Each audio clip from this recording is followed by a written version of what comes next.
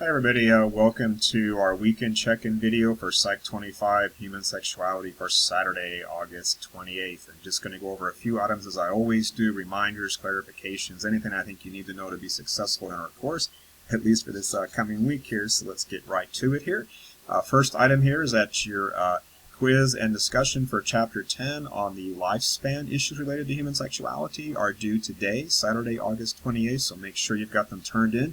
Many of you have already done so and told some really great stories, so I was really pleased to see that and the candor that you used to express yourself there. It's really great to see that kind of openness and just willingness to share.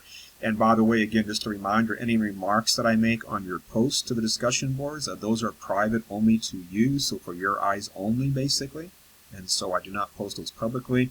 So when you open your score for your discussion board there, please make sure you take a look at the comments I have posted there for you. The next and last chapter in our first unit here is on Chapter 3, which is all about hormones. The quiz and discussion for that are due next Saturday, September 4th. So please make sure you've got them turned in by that time. Some of you have already done the discussion too, which is really great. It's all about menstruation, so that's pretty interesting stuff, so make sure you participate in that.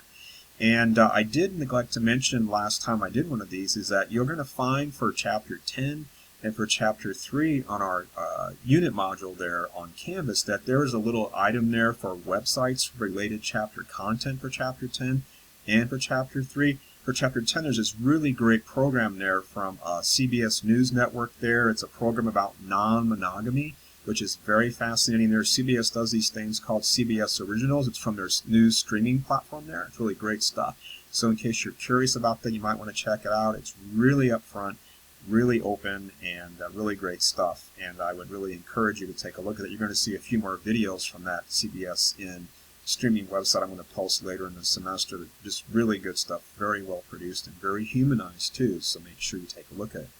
For Chapter 3, this coming week's chapter there, you're going to see I've got some related websites there posted all about menstruation. One is about the experience of women in developing nations, which is an NPR program, National Public Radio. It's really good and again, pretty eye-opening there. You can listen to it or you can just read the text there about it. I also just recently posted a relatively recent news report about the country of Scotland and how they have battled to deal with what's called period poverty. Because believe it or not, even though menstrual products are available in many Western nations like our own, not everybody can afford access to those. And so it's a very eye-opening thing, and they're the first country on earth that actually has made menstrual products free to their citizens so they don't have to deal with this, quote, period poverty issues anymore. It's really good stuff, and there's a really great set of statistics in there too. You might want to take a look at it. It's really eye-opening stuff. And the last website you're going to see there listed as well talks about something you're going to read about in your Chapter 3 about how in some countries women are banished to what are called menstrual huts, and they are forbidden to leave those things during their menstrual cycle because it's believed they might contaminate other persons or food and such. There's all kinds of silly nonsense, but take a look at that. It's really eye-opening stuff. It's a CNN report. There's a short video that goes along with it, and it's just kind of harrowing what these women have to go through despite having public policy against the practice of forcing women into menstrual huts. It still happens. It's certainly not fair, and you might want to take a look at that. It's really good stuff. Next item here, just a heads up that your first exam will be the first week of September there, Sunday through Tuesday, September 5th through September 7th. There is a study guide available. You'll find there at the bottom of Unit 1. Do pay careful attention to the information you will find in italics with asterisks around it. Those are going to be the content that your essay questions are based upon, because there are 2 short answer essay questions on your exam. And when you answer those essay questions, do not copy and paste material from your textbook. You are going to get a reminder announcement about avoiding that. You are going to see that in the instructions for the exam when you open it up to take it there. So don't copy and paste information from your textbook there. Make sure you put things in your own words. But I'm just telling you now, when you look at that study guide, that italicized items there, that's what your essay questions are going to be based upon. I don't tell you exactly what the questions are going to be ahead of time, but I can give you a very good degree of assurance that the questions are going to be based directly on the content I have in that study guide that's italicized there. So make sure you prepare, and you won't have any problem or surprises there. The exam will be 60 minutes. There are 50 questions. Most of them are multiple choice and some true, false, and as I said, some short answer essay questions there. And once the exam starts, the clock doesn't stop. 60 minutes has to be submitted. Whether you're done or not, it will submit automatically.